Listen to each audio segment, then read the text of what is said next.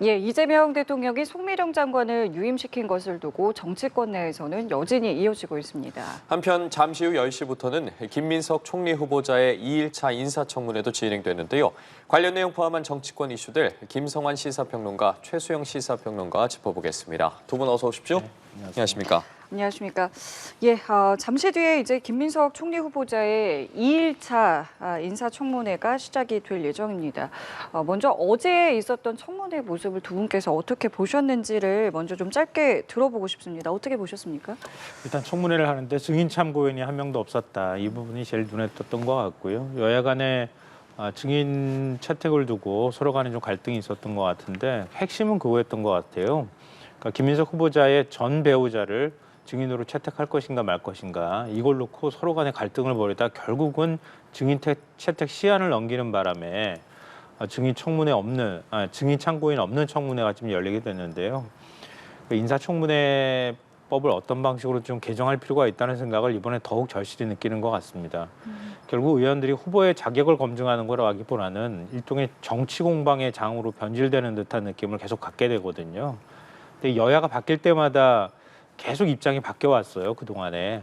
그러니까 여당과 야당이 서로 간에 뭐 손가락질할 수 있는 그런 상황은 아닐 것 같거든요.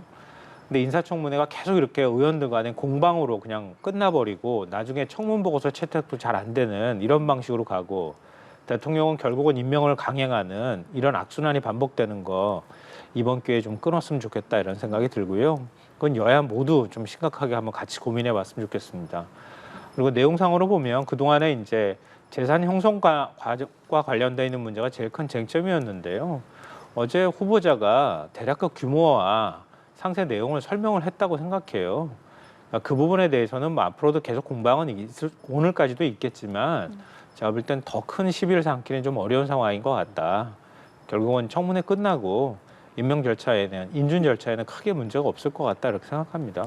일단은 뭐 아쉬웠던 부분에 대해서도 짚어주셨고 후보자의 해명에 대한 이야기도 해주셨는데 이 부분 먼저 좀 여쭤볼게요. 증인과 참고인이 왜 없게 되었는지부터 사실 어제 청문회 시작 전에 의원들끼리 굉장히 많은 이야기들이 있었거든요. 이 부분 먼저 어떻게 보셨는지 들어볼게요. 저는 이제 이게 인사청문회가 2000년 도입됐잖아요. 그런데 증인 0명은 이번이 처음입니다. 그러니까 사실 이거는 우리 정치권에 25년간 처음 있었던 일이라는 얘기인데 그만큼 이례적이라는 거죠. 근데 이 부분은 저는 여당이 문제가 있다고 봅니다. 한덕수 전임 총리 청문회 할 때는 자료를 1,100건 가까이 신청도 하고 그러면서 압박하다가 이번에는 800건 신청하니까 아마 200건 정도 그러니까 자료 제출한 것 같아요. 그런데 그때 잣대와 지금의 잣대가 이렇게 다릅니까? 그러니까 지금 만약 전철을 부르겠다고 해서 그럼 그거는 좀 과도하다 해서 국민의힘이 그러면 철회했잖아요. 그러면서 그 민주당이 오히려 윤석열 전 대통령 뭐 이런 분들 부르겠다고 하다 보니까 서로 파행이 된 건데 근데 접점과 간격을 좁혀서 찾을 수가 있었는데도 불구하고 단 한 명도 하지 않은 거는 결국에는 시간 벌고 가다 보면은 총리 청문회가 지나가고 그다음에 국회 표결 절차 들어가더라도 과반이 넘으니까 통과될 것이다. 일종의 정치적 침대 축구를 저는 한 거라고 봅니다. 그런 측면에서 대단히 저는 이 부분은 아쉬웠다고 생각하고 이렇게 선례를 증인 채택된 증인 0명이라는 정말 이런 어떤 전무후무한 기록을 남긴 이번 청문회는 뭐 지금 제도적 보완 말씀해 주셨으니까 그런 부분들에 대해서는 앞으로 정치권이 함께 고민해야 되지만 저는 어저께 가장 인상 깊었던 장면은 도덕성 검증과 뭐 윤리적 검증도 중요했던 부분이지만 총리 후보라는 분이 국가의 채무 비율을 모른다. 이거는 저는 상식 밖의 일이라고 생각합니다. 왜냐하면 이번 총리 임명 동의안 그러니까 이번에 지명돼서 청문회 전에 본인이 뭐라 했으면 자료는 안 내면서 업무보고를 부처별로 들어오면서 받았잖아요. 그래서 이유를 물으니까 민생을 한시도 소홀하게 할 수 없어서 한다고 그랬는데 그렇게 한시도 소홀하게 할 수밖에 없는 분이 국가의 재정 채무를 모릅니까? 이거는 사실상 신문 보는 일반적 상식 수준이라면은 국가 채무가 지금 48%에 육박한다는 거 다 압니다. 그래서 이번 추경에서도 이게 미래 세대에게 국가 부담을 지울 것이냐 말 것이냐 이 논쟁이 불거졌는데 그러면 그 신문 한 줄도 안 봤다는 얘기입니까? 총리 후보자가? 저는 사실 어제 가장 그 김민석 후보자에게 뼈아팠던 거는 답변이 그러니까 자기 그 개인 의혹을 둘러싼 답변이야 주장과 주장이 맞부딪히는 사안이지만 본인이 알고 있는 정치적 식견이라는 게 사선 의원이라는 분이 국가 채무비율도 몰랐다? 그런데 총리를 하면서 국가의 재정 운용에 대한 전체적인 전반에 책임지겠다? 가장 저는 어저께 눈에 띄었던 장면이었고 이 부분은 아마 두고두고 김민석 후보자에게 흑역사처럼 따라다닐 것 같습니다. 그러니까 지금 지적하신 부분이 그러니까 사실은 왜 업무 보고를 이렇게 미리미리 받느냐, 왜 공개적으로 기자 간담회 하느냐 이런 지적이 있었고 마침 어제 이제 김희정 의원의 질의가 이제 국가 채무 비율을 아시냐라는 질문이었는데 거기에 대해서 이제 답변이 좀 틀렸다라는 부분을 지금 지적하신 거거든요. 그건 아마 변명의 여지가 별로 없을 것 같아요. 그 부분에 대해서 좀 질책을 받을 수밖에 없는 상황인 것 같고요. 어찌 보면 이제 그런 부분까지도 검증을 해야 되는 게 인사청문회거든요. 그러니까 얼마나 준비되어 있는 총리 후보자냐 이런 부분에 있어서 야당은 얼마든지 질책할 수 있다고 봐요. 그리고 또 그런 부분에서 준비가 얼마나 돼 있는지 또 실제로 국정을 운영할 철학이나 이런 것들을 갖고 있는지 이런 것들을 검증하는 게 인사청문회 자리였단 말이에요. 근데 이런 부분들보다 오히려 더 그 외의 것들이 더 많이 주목을 받는 게 오히려 더 문제다 이렇게 보고요. 그러니까 이건 정권이 바뀔 때마다 나온 얘기지만 인사청문 후보자, 뭐 예를 들면 총리나 장관 후보자 뭐 그 인선 작업들을 할 때 나 저 청문회 못 서겠어요 이렇게 얘기하는 사람들이 많다고 얘기하잖아요. 그러니까 자녀 문제까지 다 턴단 말이에요. 근데 이번에도 역시 계속 논란이 되고 있지만 자녀 유학 갈 때 자기소개서 어떻게 썼는지 성적을 어떻게 받았는지 이런 것까지 다 제출하라고 요구한단 말이에요. 근데 더군다나 지금 그 김민석 후보자의 경우에는 다 아시다시피 정치자금 빼면 재산이 1억 원밖에 되질 않아요. 아직도 부채가 7억 원이나 되거든요. 사실은 제가 볼 때는 증인 참고인으로 부를 사람도 별로 마땅치는 않았을 것 같아요. 왜냐하면 공직 생활을 이전에 계속 쭉 해왔다든가 그렇게 한다 그러면 검증할 수 있는 여러 가지 것들에 대한 이제 뭐 증인이나 참고인이 필요하겠지만 그런 상황도 아니었고요. 야인 생활도 한 15년 이상 18년까지 했던 사람이에요. 그리고 이제 국회에 다시 입성을 했단 말이에요. 그러니까 누구를 채택할지도 마땅치가 않은 상황이었고요. 또 논란이 됐던 10명한테서 1억 4천만 원을 빌렸다고 하는 논쟁도 있었지만 그것도 역시 지금 은행권에서 빚을 내가지고 다 갚은 거잖아요.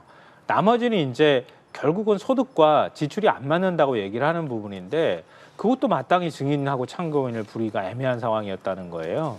근데 그래서 사실은 더 증인 참고인을 채택할 수 없는 상황이었기도 했겠다. 그런 생각이 들고요.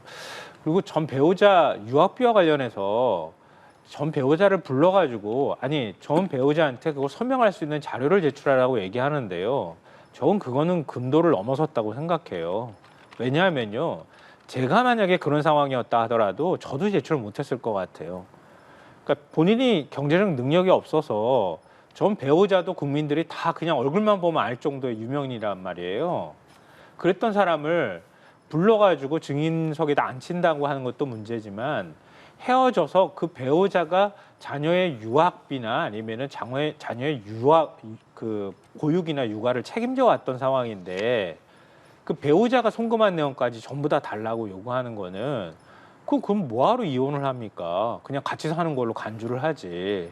그러니까 그런 부분에까지 요구하는 건 좀 지나치다고 생각하고요. 국민의힘이 과거도 아니고요. 불과 얼마 전까지만 해도 독립생계를 유지하는 자녀 상속 얼마 했는지조차 제출 안 했었어요.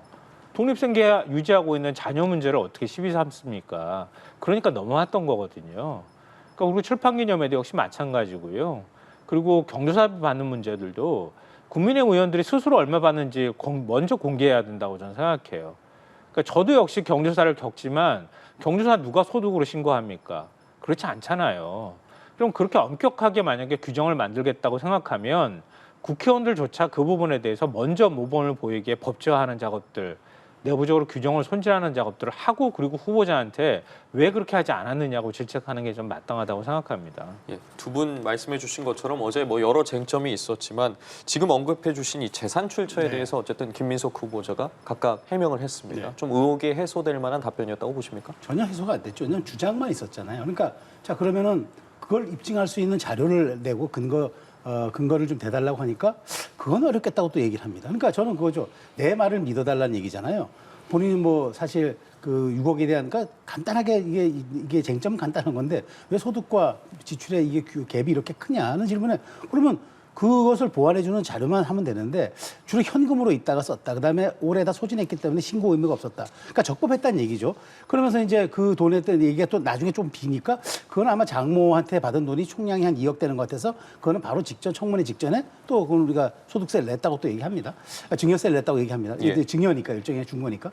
그러니까 이게 해명이 안 되는 거예요. 그러니까 논란이 되고 문제가 불거진 다음에 부랴부랴 세금을 납부하고 그다음에 거기에 대해서는 뭐 내가 현금을 집에 장롱에다 쌓아두고 이제 썼다 얘기하니까 그 주진 의원의 지적대로 그러면 장롱만 바뀐 거지 액수는 바뀐 것도 없고 해명이 바뀐 것도 없는 거예요. 그런 측면에서 사실 그리고 물론 이제 국회의원이 되고 나서 세비가 이제 5년간 5억 5천만 원 되는데 사실 누가 국회의원 되고 나서 생활비를 물론 뭐 추징금 냈다고 하더라도 생활비를 본인이 장모님한테 받았습니까? 그리고 또 부의금 들어온 건 하나는 장인 거는 또 받아서 그냥 처가에 드렸고 또 장모 거, 자기 거는 받아서 또 썼다고 얘기하고 그러니까 이게 어찌 보면 일관성에 대한 문제도 또 제기될 수밖에 없어서 저는 어쨌든 해명은 했습니다만 해명이 아니라 그냥 설명에 불과한 거고 사실 국민들이 총리 후보자를 뭐 종교인이나 성직자 뽑는다고 생각하지는 않습니다. 그렇지만 통상 국민의 어떤 보편적인 윤리 기준에는 좀 맞아야 줘야 될 거 아닙니까? 그런데 많은 국민들이 서민과 중산층과 서민 대중을 그 대변한다고 하는 민주당에서 배출한 총리 후보자가 과연 그 보편적 중산층과 서민 대중의 눈높이에 맞는 지금 해명을 했는지, 맞는 삶을 살았는지 이 부분 물론 뭐 가혹하게 뭐 내가 정치자금법 위반으로 해서 세금 추징당했다. 당연히 위법에 대해서는 책임을 지는 게 당연한 거죠 법치국가에서. 그런데 마치 그것을 또 피해자 프레임 하듯이 얘기하는 것도 온당치 않아서 저는 어저께 많은 국민들이 생각했을 겁니다. 오늘까지 청문회 지나고 나면은 총리 후보자는 인준은 되겠구나 생각을 하겠지만 과연 이게 정말 실용 정부를 표방하고 청렴과 능력과 충성심을 본다는 이재명 정부의 초대 총리로서 과연 임기 초반의 국정 동력에 이게 손이 될 건지 이기 될 건지는 아마 많은 국민들이 알아서 판단하실 겁니다. 근데 저는 예. 재산 문제나 아니면 소득 문제나 이런 것들은 후보자가 야당에서 문제 제기할 수 있다고 봐요. 이 정도 상황 같으면은. 그리고 후보자는 거기에 대해서 성실하게 설명을 해야 되는 거죠. 근데 맥락을 왜곡하거나 그러면 안 된다고 생각하는데요. 어제 청문회에도 얘기 나왔던 것처럼 대표적인 게 주진우 의원입니다. 그러니까 그동안에 경조사비 받은 거라든가 아니면 출판기념에서 받은 돈을 6억 원을 쌓아놓고처럼 쓴 것처럼 표현하는 건 전 매우 부적절했고 잘못됐다고 생각해요. 왜냐하면 출판기념회하고 경조사가 다 다른 연도였어요. 근데 지금 김민석 후보자가 왜 재산이 한 2억 1천만 원? 그리고 정치자금 빼면 1억밖에 없습니까? 일단은 기본적으로 야인 생활을 오래 하는 바람에 소득이 별로 없었어요. 그리고 추징금은 7억 원이 훨씬 넘었어요. 추징금 7억 원을 받으면요. 그 이후에 세금까지 해가지고 내야 될 돈이 어마어마합니다. 그 제대로 못 갚았던 거예요. 근데 경조사나 출판기념회 하면 어떤 방식으로든 돈이 들어오잖아요. 그의 추징금 다 납부한 기록은 다 남아 있어요. 그러면은 그동안에 돈을 못 번 사정이 하나가 있고요. 또 하나 추징금이 워낙 많기 때문에 아무리 국회의원 세비가 들어온다 하더라도 감당하기 어려울 정도로 금액이 컸다는 거예요. 그걸 다 분할 납부한 겁니다. 그러면 소득이 들어온 걸 입증하라고 얘기하는 거에 대한 설명만 하면 되잖아요. 그럼 경조사비 받은 거 그럼 어떻게 설명을 하면 좋을까요? 그럼 받은 사람들 명단 다 금액까지 해가지고 다 자료 제출해야 됩니까? 그게 어려운 거예요, 사실은. 그러니까 그런 부분에 대해서는 우리 그 관훈상제나 상례에 비춰볼 때 그렇게 터무니없는 수준은 아니었다는 거예요. 뭐 국회의원, 국민의힘 의원들한테 똑같이 질문하면 그 자료 제출할 수 있겠습니까? 그럼 최근에 만약에 뭐 경조사라든가 이런 게 있었는데 명단 제출하고 받았던 금액 얼마인지 당신 그거 소명하시오. 다 자료 제출하시오. 그럼 제출할 수 있겠습니까? 그 사람들의 개인적인 그 사생활과 또 관련이 돼 있는 거잖아요. 근데 그거 가지고 계속 아니라고 근거가 없다고 얘기해버리면 물론 질문은 저는 할 수 있다고 보지만 왜냐하면 야당 입장에서는 그럴 수 있잖아요. 근데 그걸 근거 자료를 제출하지 못했다고 해가지고 그렇게 몰아설 수 있겠냐는 부분에 대해서는 저는 좀 납득하기 어렵다고 생각해요. 그러니까 어제 김민석 후보자도 뭐라고 했냐면 이 자료 제출과 관련해서 과도하게 좀 사생활 침해가 되는 경우 또 아니면 뭐 타인의 자료라던가 아니면 자료가 존재하지 않는 경우에는 할 수가 없었다라고 이 자료 제출에 대해서 이야기를 했고요. 지금 평론가님께서도 할 수 없는 부분에 대해서 너무 과도하게 요구하는 부분이 있다라는 말씀이시거든요. 뭐 분리해서 볼 필요는 있겠죠. 근데 거의 안 했잖아요. 그 지금 보면은 그럼 입출금 내역이라도 해야 될 것 아닙니까? 이를테면 본인이 그러면 과거에 그 유학 시절에 미국에서 450만 원씩 월 지원받은 걸 설명해 달라고 얘기하니까 그때 그게 뭐 배추 투자금인가로 전세금 뺏어줬는데 뭐 그게 돈이 안 되니까 미안하든지 그걸 분할로 계속 생활비를 주듯이 줬다는데 그러니까 이게 상식적으로 맞는 대답이냐는 얘기죠. 그래서 저는 지금 김민석 총리 후보자가 중요한 거는 그래요. 그 아까 그 국민의힘에서도 전 부인 부리겠다 이런 건 취소하겠다고 얘기했지 않습니까? 그러면 이제 그게 입출금 기록을 사실 그러면 부인의 동의가 없으면 못 되는 거니까 뭐 그거까지 100번 양보한다고 쳐요.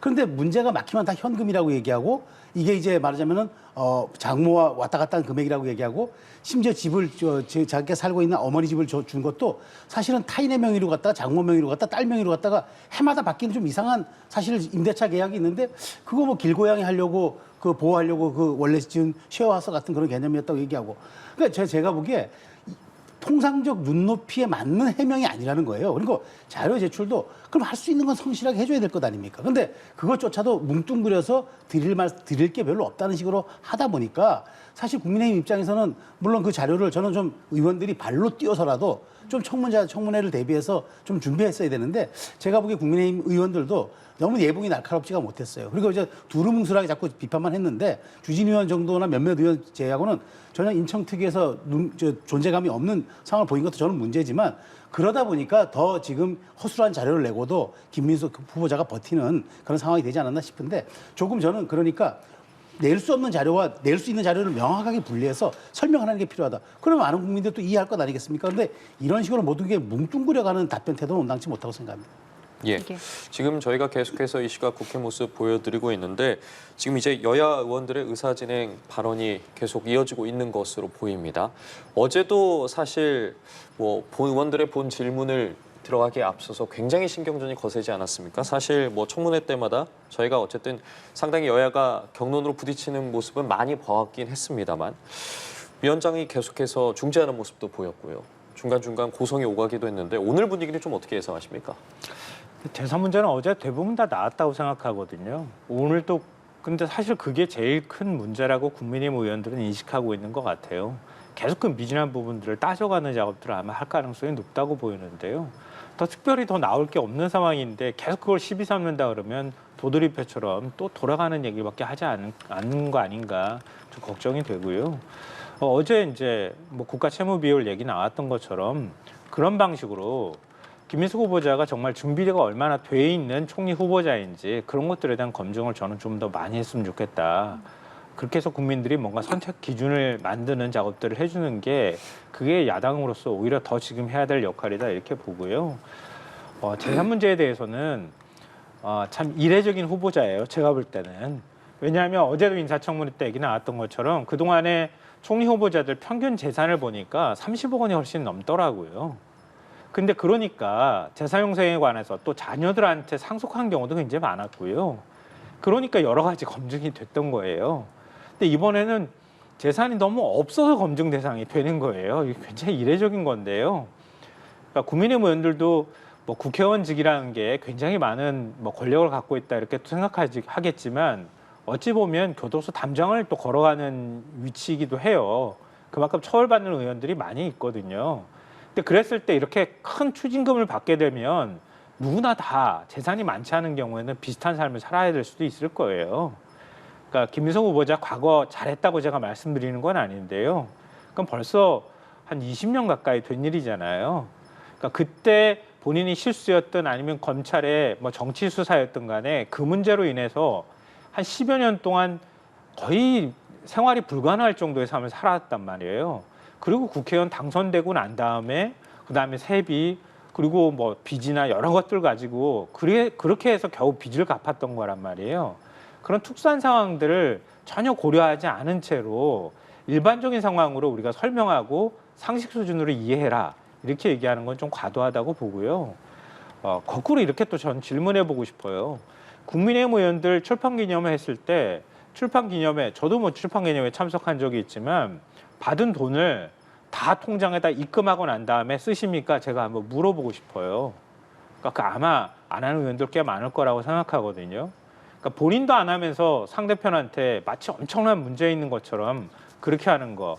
출판기념회 관행은 여러 가지로 문제가 있다고 저는 생각하지만 지금도 다 의원들이 하고 있는 거를 김민석 후보자한테만 왜 그렇게 하지 않았느냐 이렇게 질책하는 거는 근본적인 제도 개선의 문제로 접근해야 될 것이지 인사청문 검증을 통해 가지고 해결될 문제는 아니라고 생각해요.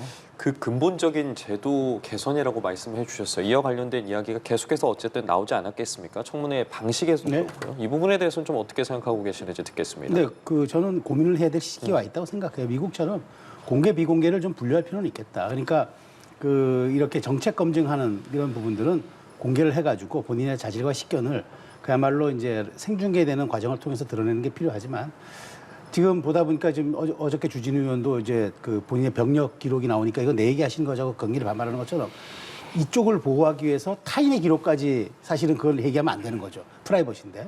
그렇게 하는 사실 그건 좀 비겁한 방법이에요. 이쪽을 보호하기 위해서 남의 메신저 너는 깨끗하냐? 이건 사실 굉장히 안 좋은 방법이죠. 그러니까 그런 폐해를 막기 위해서라면은 저는 이런 부분들은 좀 비공개를 돌릴 필요가 있겠다. 그래서 특히나 가족에 대한 부분, 그다음에 사실 전철을 얘기하는 건 굉장히 예민한 부분일 수는 있어요. 그래서 이제 국민의힘도 나중에 부르겠다는 거는 이 부분은 우리가 빼겠다고까지 얘기를 했던 걸로 제가 알고 있어서 그렇다면 이제 제도적 보완을 해야 된다면 이게 공수가 바뀌거나 정권만 바뀌면은 바로 내로남불이라는 사자성어가 등장할 수밖에 없는 그런 구조라면은 정말 이거는 25년간 그렇게 인사청문이 가졌던 사실 순기능보다는 역기능이 많았다는 얘기잖아요. 그리고 또 하나 이렇게 하면 뭐 합니까? 결국 과반 가진 정당은 그냥 통과시키면 되는 거고 심지어 장관은 청문 보고서 채택이 안 되더라도 3일만 묵혔다가 대통령이 그냥 임명해버리면 그만이에요.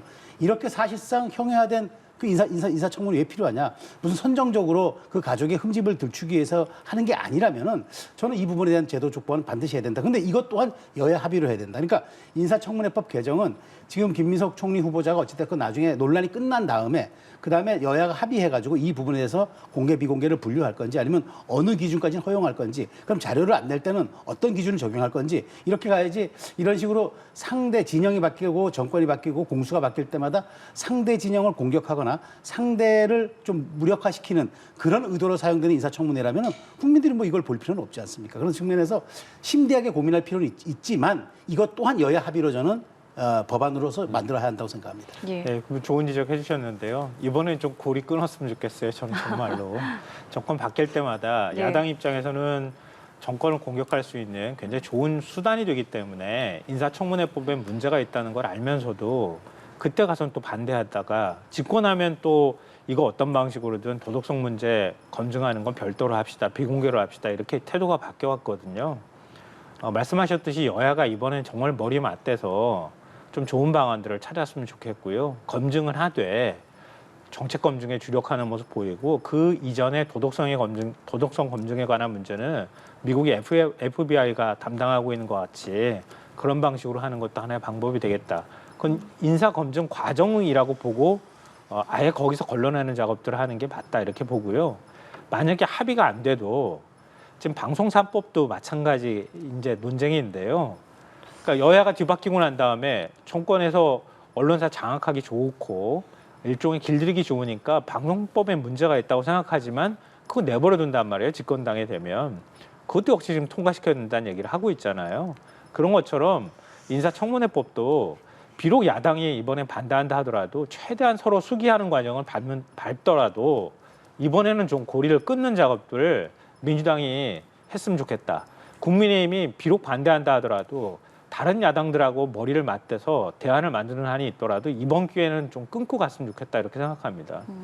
두 분께서 이 청문회가 가진 어떤 한계라던가 맹점에 대해서는 의견을 같이 해주셨는데 어쨌든 오늘 이틀째 청문회가 이어집니다. 지금 보시는 것처럼 여전히 의사진행 발언이 이제 이어지고 있기 때문에 아직 본격적인 청문회가 시작이 되진 않았고요. 저희가 이제 청문회가 시작되면 바로 또 연결을 해서 어떤 이야기들이 오가는지 보게 될 텐데요.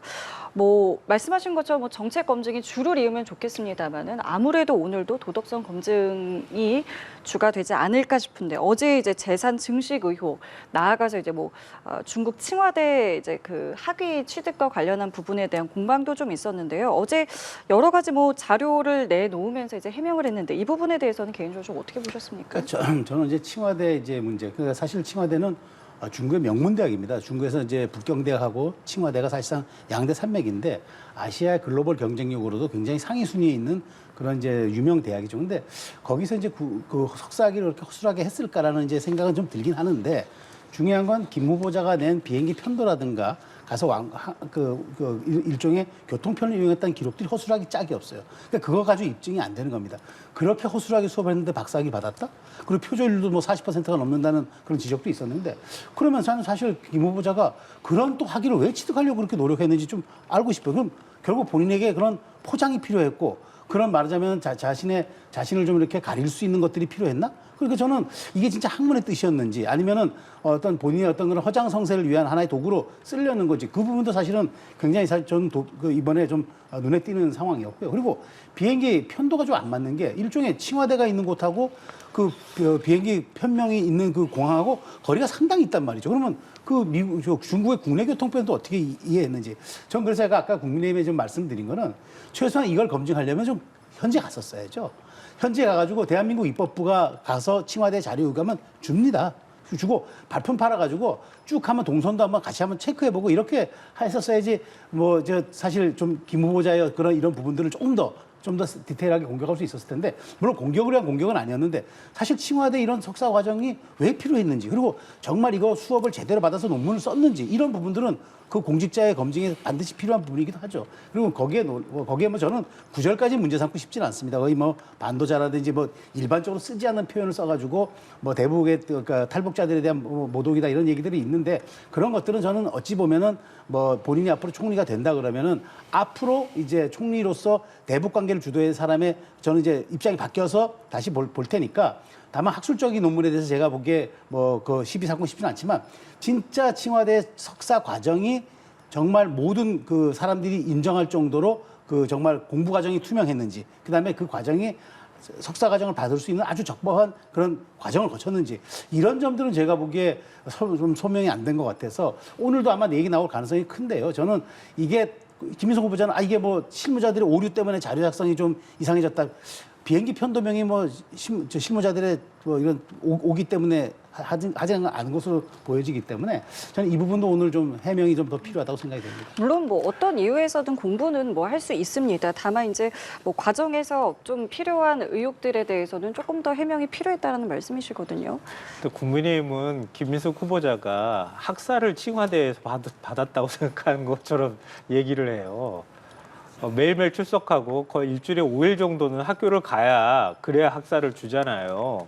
그리고 출석 잘 안 하면은 요즘에는 되게 엄격해가지고 한국에서는 한 3-4번 결석하면은 그냥 F 주거든요. 근데 이거 석사잖아요. 석사 수업을 맨날 합니까? 그렇지 않잖아요. 우리나라에서 석사 수업 일주일에 1번 하거나 2번 하거나 그러잖아요. 그렇지 않나요? 근데 그걸 마치 매일 출석해가지고 학교 다녀야 되는 학사처럼 설명하는 거는 어폐가 있다 이렇게 생각하고요. 저 거꾸로 물어보고 싶어요. 국민의힘 의원들은 정말 이렇게까지 중국에 왔다 갔다 하면서 석사 받으려고 노력해 본 적 있습니까? 과연 몇 명이나 노력했습니까? 라고 물어보고 싶어요. 김민석 후보자와 후보자를 가까이서 지켜봤던 분 말씀을 들어본 적이 있는데요. 굉장히 열심히 공부하려고 노력했다.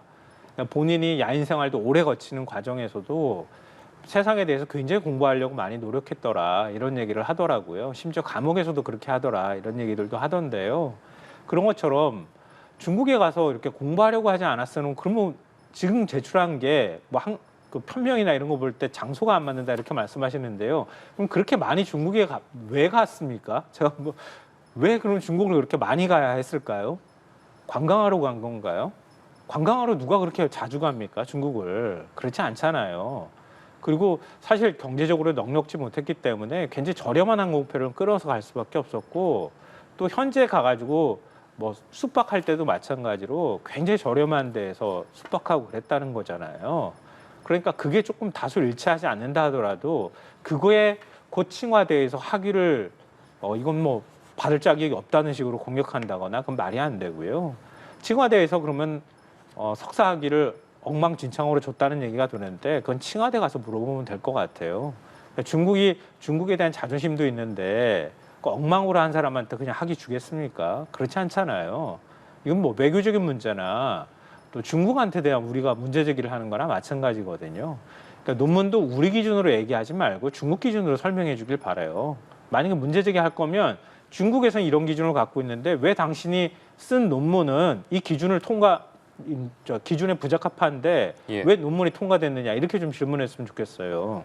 예, 알겠습니다. 짧게 예. 말씀드리면 이제 그 김 후보자의 어떤 그런 어떤 말이죠 그 학업에 대한 열정을 말씀하시길래 그러면 그렇게 쓴 논문의 표절률이 50%에 육박한다는 건 어떻게 설명이 돼야 할까요? 그러니까 저는 여기에 대해서 얘기를 하니까 아 내가 이렇게 석사 학위 논문 쓰는 훈련이 안 돼 있었다고 얘기하는데 논문을 뭐 훈련 받았었습니까? 그건 본인이 자료를 가지고 천착해서 쓰면 될 일을 가지고 마치 이거는 본인의 약간 그 소양 부족인 것처럼 얘기하는데 그렇게 학업의 뜻이 있었고 감옥에서 그렇게 공부 열정적으로 했고 그다음에 살림이 어려운 지경에 이르렀어도 칭화대까지 가서 학위를 따려고 했던 그렇게 노력했던 분이 표절률이 50% 가깝다는 거는 도대체 그건 무슨 이율 배반인지 그러니까 그런 점에서 물론 지금 그 김수환 평론가 얘기처럼 한편으로 지지층에서 보기에는 아 그 얼만큼 노력했고 국민의힘이 이렇게 노력한 사람이 있어요라고 반문하고 싶지만 그렇게 학문적 성과를 이루고 싶었다면 표절률이 이렇게 높았는지의 부분은 또 앞뒤가 안 맞는 부분들이니까 이런 부분에 대해서 총리 후보자의 더 좀 진지한 설명이 필요하다고 생각됩니다. 의사진행 발언 이후에 의원들의 질의 또 김민석 후보자의 답변이 있었습니다. 특히나 좀 눈길이 가는 부분이 있으셨습니까? 저는 오히려 결정적 한 방이 없다. 이제 그 아까 오히려 김희정 의원이 이제 새로 제기한 그런 부분들에 대해서 이제 김민석 후보가 어떤 또 추가적인 이제 답변을 할지 모르겠는데 결정적 한 방은 없는 것 같아요. 그러니까 어제 나왔던 얘기들의 재판, 그 다음에 특히나 이제 주진우 의원 같은 경우는 본인의 표현을 둘러싸고 이제 오히려 이것이 이제 진위 공방이 이제 벌어지는 건데 어찌됐건 저는 지금 오늘 복구 보면서 민주당의 의원들은 오늘은 아주 작심한 듯 김 후보자의 철학과 국정 철학과 그다음에 어떤 앞으로 이제 임명됐을 때 향후 행보를 묻는 아예 그런 질문들이 좀 이렇게 눈길을 끌어서 앞으로도 계속 이런 이제 오후 질의도 민주당 의원들 그렇게 갈 것 같고요. 국민의힘 의원들 제가 보기에 이게 앞 순서에 배치된 의원들이 뭔가 그래도 한 방이 있게 작은 것 같은데 제가 보기에는 오늘 보면 더 이상 추가되는 그런 것들이 없고 오히려 오후에 이제 그 일종의 말하자면 국정 전반의 식견과 그런 어떤 그런 본인의 어떤 그런 그 가치를 묻는 그런 질문들 속에서 지금 어제처럼 그 국가 채무가 관련한 이런 얘기들이 뭐 오히려 좀 눈길을 끌 수 있지 않을까. 제가 보기에 이제 김 후보자를 둘러싸고 나올 수 있는 의혹 제기는 국민의힘이 할 건 다 한 것 같고요. 여기에 대해서 추가적으로 조금 보충적으로 하는 게 더 있을지 저는 그거는 한번 지켜볼 대목이라고 봅니다. 예, 어떻게 좀 보셨습니까? 네, 저도 뭐 비슷한 생각인데요. 국민의힘 의원들은 계속 재산과 관련되는 문제 그리고 해외 유학 시절에 있었던 뭐 아까 김희정 의원 얘기도 하셨지만 주소지를 어디다 뒀느냐 이런 문제 결국 이제 강모 씨라고 하는 뭐 이른바 이제 후원자 역할을 했던 사람과의 어떤 특수한 관계 이런 것들을 계속 부각시키면서 도덕성 문제를 이제 문제 제기를 할 것 같고요. 뭐 이 기조는 크게 변하지는 않을 것 같습니다. 근데 뭐 여당으로서 민주당이 여기에 크게 흔들릴 필요는 없을 것 같고요. 민주당은 민주당 나름대로 김민석 후보자의 어떤 능력이나 이런 부분들 검증에 집중하면 될 것 같다라고 생각합니다. 알겠습니다. 청문회는 지금 이 시각에도 계속되고 있습니다. 저희도 관련해서 들어오는 소식들은 바로바로 좀 전해드리도록 하겠습니다. 주제를 좀 바꿔서요. 앞서 전해드렸습니다. 이재명 대통령이 송미령 장관을 유임시켰죠. 관련해서 지금 정치권에서도 여러 목소리들이 좀 나오고 있습니다. 일단은 국민의힘에서는 이런 이야기를 합니다. 그러니까 송 장관이 양곡관리법과 관련해서 좀 전향적인 태도를 보이니까 여기에 대해서 이제 비판의 목소리를 내고 있는데 어쨌든 윤석열 이제 정권에서의 장관 아니겠습니까? 네. 관련해서 좀 바라보는 시선이 좀 어떻다고 보고 계세요? 그러니까 저는 사실 저도 이걸 보면서 좀 미묘한 감정으로 보고 있는데, 그러니까 이재명 대통령은 이 송미령 장관의 유임을 통해서 보수 세력도 끌어안고 일 잘하는 사람이라면 내가 좌우 가리지 않고 쓰는 일종의 흥묘 백묘를 강조하는 그런 철학으로 보는 어떤 시그널로 저는 생각을 합니다. 그런데 이제 과연 양곡관리법이라는 이제 이 부분은 사실 윤 대통령이 계속 3번이나 걸쳐서 거부권 행사했던 법안이거든요. 근데 주무장관이었어요. 주무장관인데 이제 여기에 대해서 이제 그때는 반대했는데 지금 입장이 바뀐 거는 말하자면은 그 제한적으로 그러니까 쌀의 어떤 그 재배지를 줄이는 쪽으로 가되 거기서도 더 이제 초과 생산된 쌀이 있거나 쌀값이 너무 떨어지면 그때 이제 돈을 주자. 약간 절충안을 좀 낸 것 같아요.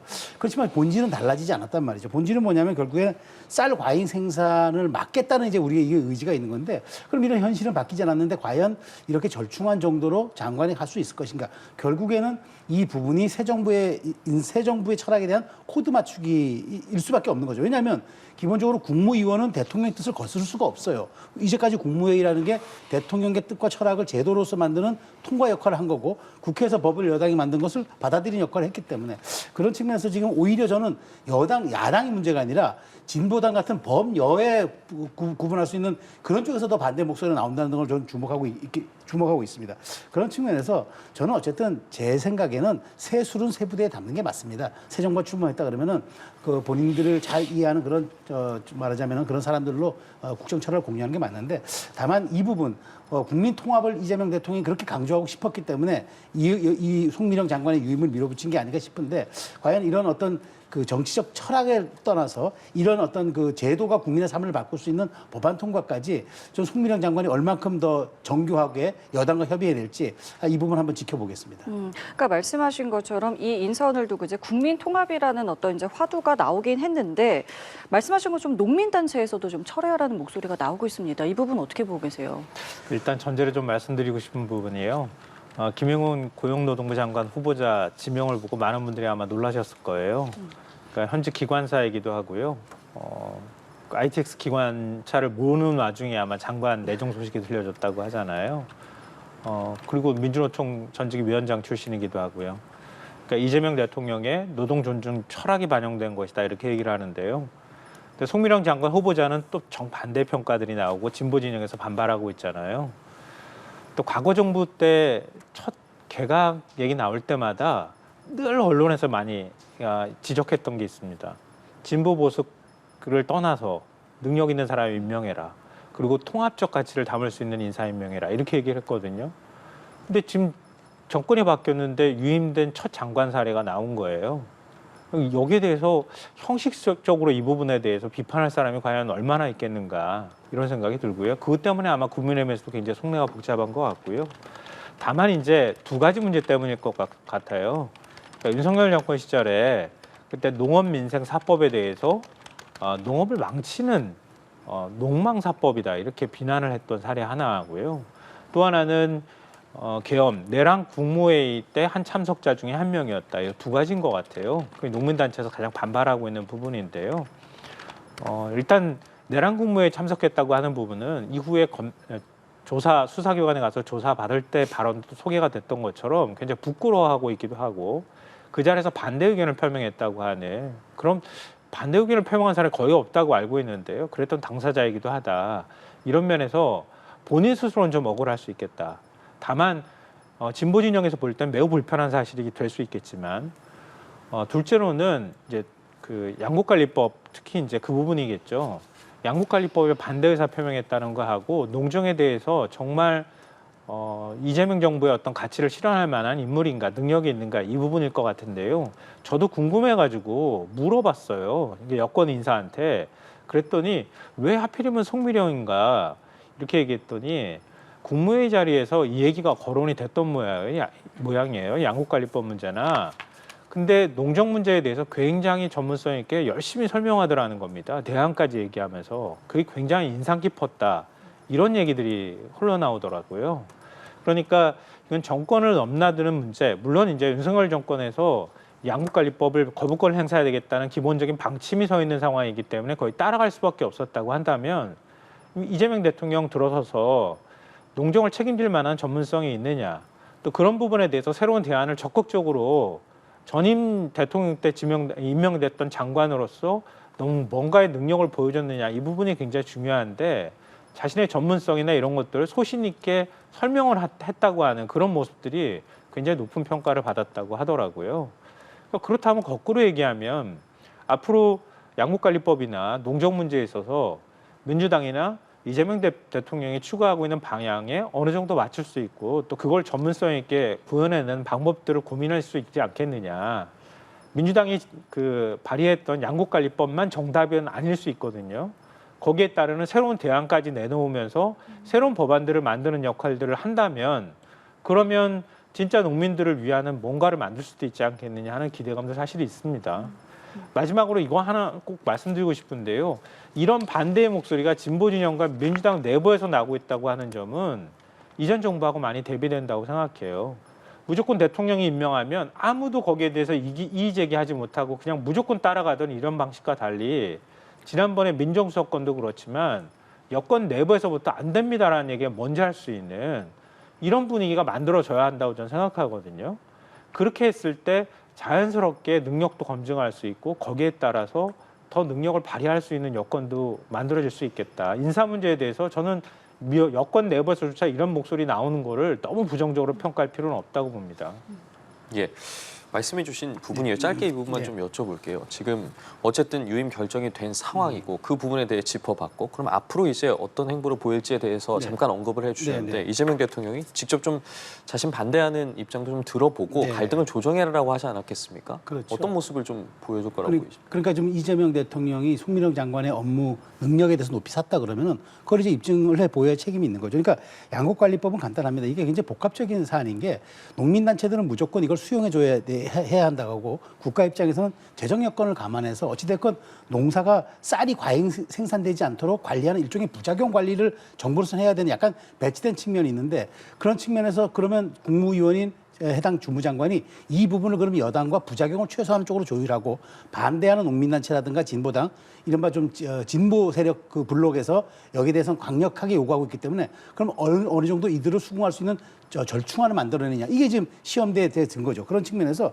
결국에는 이제 이 부분이 결국 이제 우리 국가 산업의 쌀 재배 면적을 총량적으로 감소시키고 그렇지만 다른 대체 작물을 하면서 여기다 소득도 증가시키면서 쌀 가격이 떨어지는 것은 최소화시켜주는 부작용은 또 최소한 줄이는 이 이게 세 가지가 좀 섞여 있는 사안이기 때문에 이 부분에 대해서 그동안 거부권 행사는 아주 심플하게 지난 정부에서 행사했던 주무장관이 과연 이렇게 세 가지가 중첩된 이 부분을 얼마큼 정밀하게 조율해내고 협의낼 수 있느냐. 저는 이제 이게 송 장관에 주어진 미션이라고 생각을 합니다. 이 부분 잠깐 말씀드리고 싶은데요.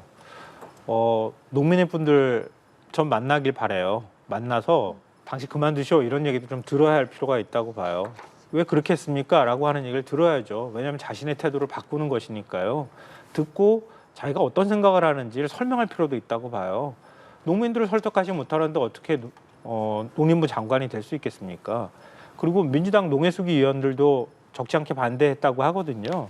그런 면에서 새로운 대안들이나 고민들을 풀어놓고 의원들을 설득하는 작업도 저는 병행해야 한다고 봐요. 그러니까 대통령이 임명해 주시니까 당연히 임명될 거라고 가만히 앉아가지고 그렇게 있지 말고 본인이 발로 뛰어서 설득하는 작업을 하라 이런 말씀을 좀 드리고 싶어요. 네, 알겠습니다. 오늘 두 분 말씀 여기까지 함께하도록 하겠습니다. 지금까지 김성환 시사평론가, 최수영 시사평론가와 함께했습니다. 두 분 감사합니다. 고맙습니다.